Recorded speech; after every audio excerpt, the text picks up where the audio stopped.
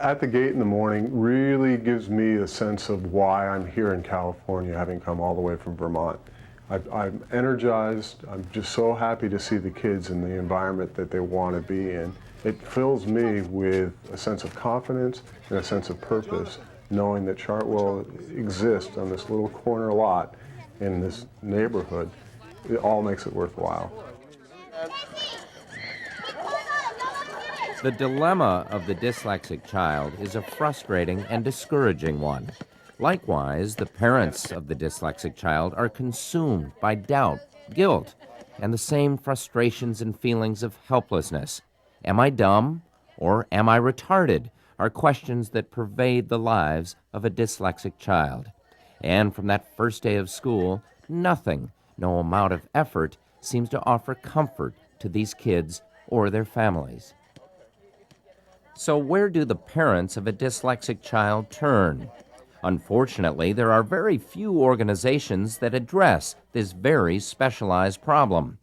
A shining light in this dark scenario is the Chartwell School in Seaside, California.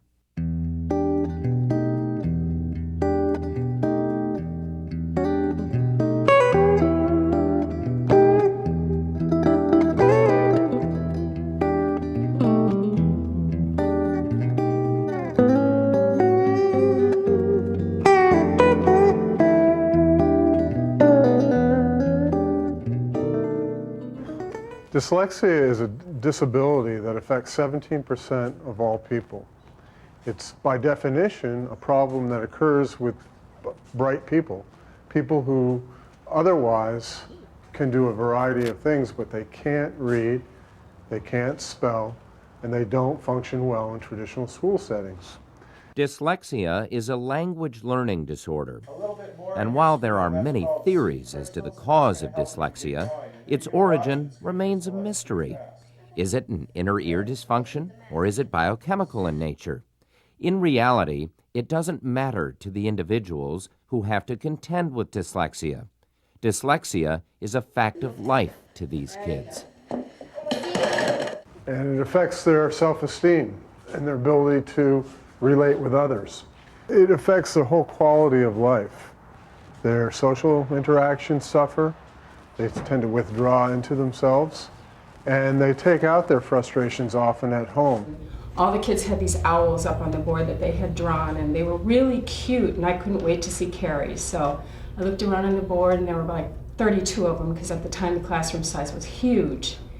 And so I looked and couldn't find it, and I finally sat at her desk, looked in her little desk, and pulled out this poor little beginnings of a drawing of an owl that she was too embarrassed to turn in, and it was just a little circle and a little diamond-shaped thing. And I felt so bad, and I knew that we had to do something. The road leading to Chartwell can be a long and difficult one for a dyslexic child and family. Once the child arrives at Chartwell, though, life becomes much easier for all.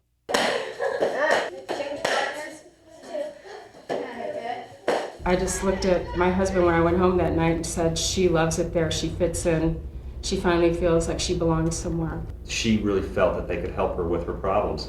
And she's in her second year here. We believe that she'll probably be here for another year, and she's made tremendous progress, and we're very satisfied. They're really happy that I'm here. They're very excited for me, because I'm learning a lot. She started kindergarten with an attitude that every parent would be extremely proud of. By the middle of kindergarten, she cried at night, dreading school. She cried in the morning, going to school. I saw a young girl that was trying her very hardest to do an incredible job, and it just wasn't working.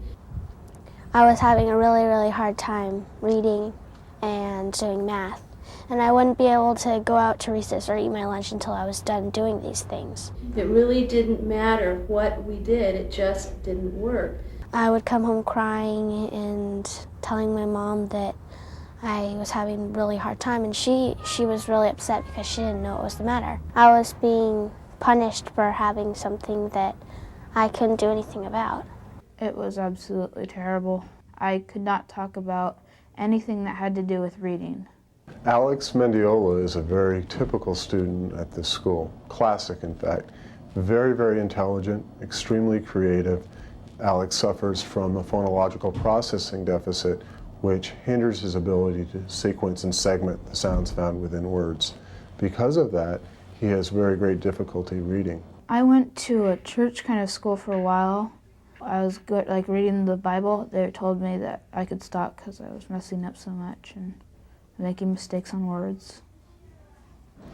In his prior school setting, this wasn't understood.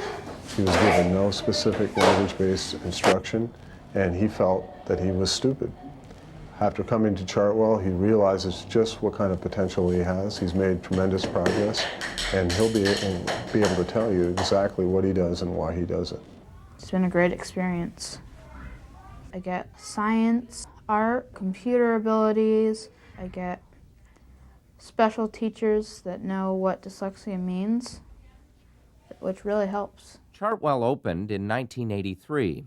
Since that time, a curriculum specifically designed for the young dyslexics has been developed, a curriculum that has proven both insightful and very successful. These children have a tendency to omit sounds, add sounds, leave sounds out, and all of that in their spelling.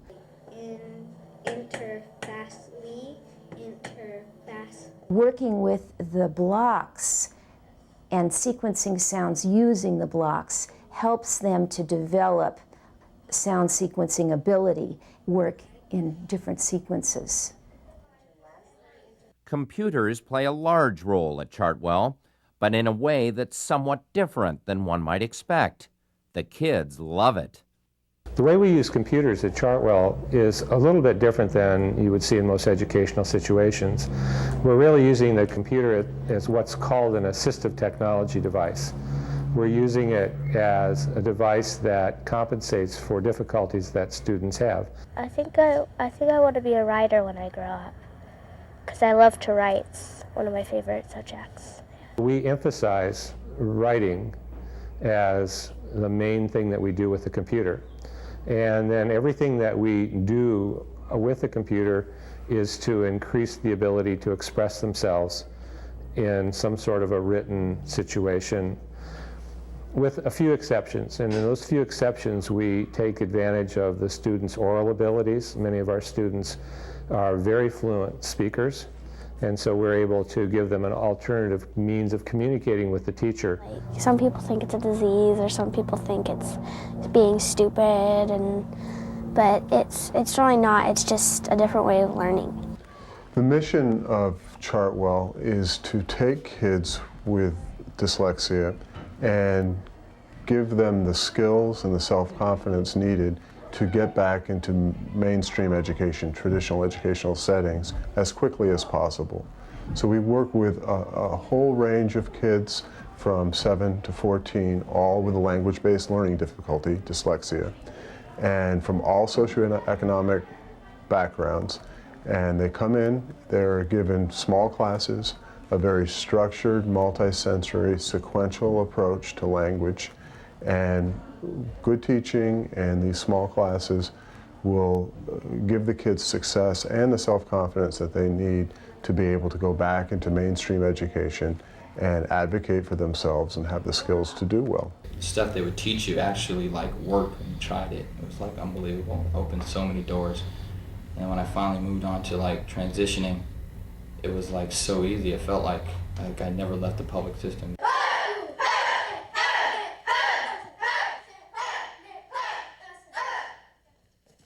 I see and I work with these children and help their physical skills, and suddenly they're doing better in the classroom as well. Now, obviously it has to do with a lot of work that the teachers are doing in the classroom, but it also has to do with the basic things that you look at in everyday movement, how the child perceives their environment and how they move. Are they having trouble with their physical environment? Nora Lee, academic coordinator, has been with Chartwell almost since the beginning and has seen the Chartwell School grow from a dream to its position as the only language learning facility of its kind in the region. I think one of the greatest strengths of Chartwell is it has a very knowledgeable and dedicated staff of teachers. These are very well-trained teachers, and I think Chartwell attracts the kind of teacher who will be very good here. For some reason, they're meant to be here. The typical Chartwell teacher remains at the school for a long time. Some have been at the school since the beginning in 1983. Teaching at Chartwell is more than a job to these teachers. It's a calling, a life's work.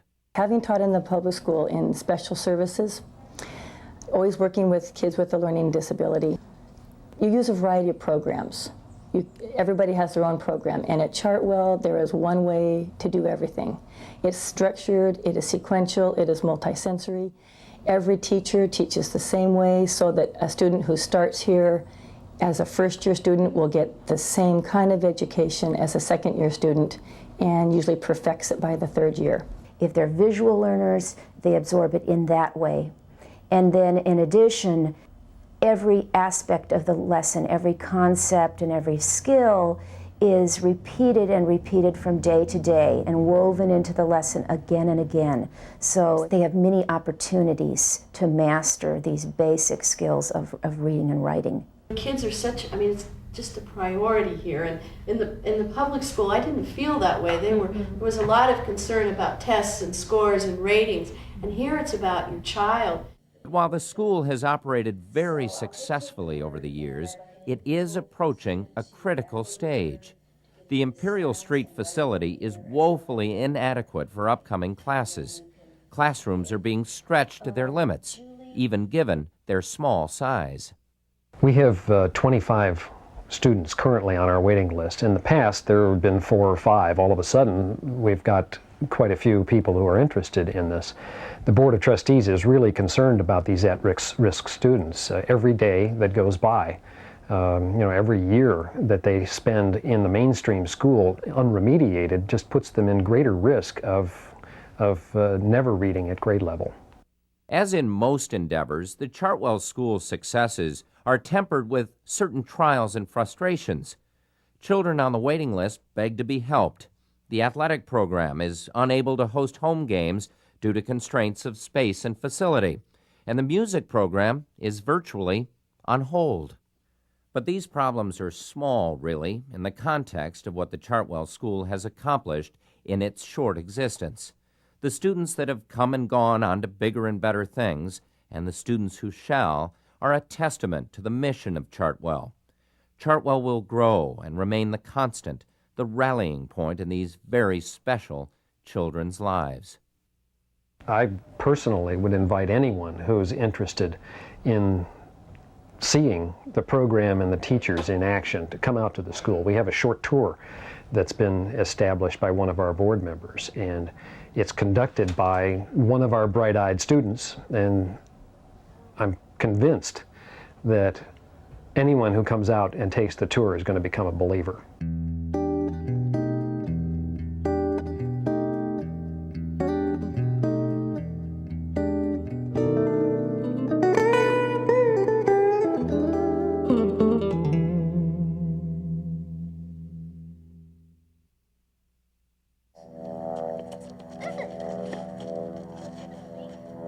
Now turn it over.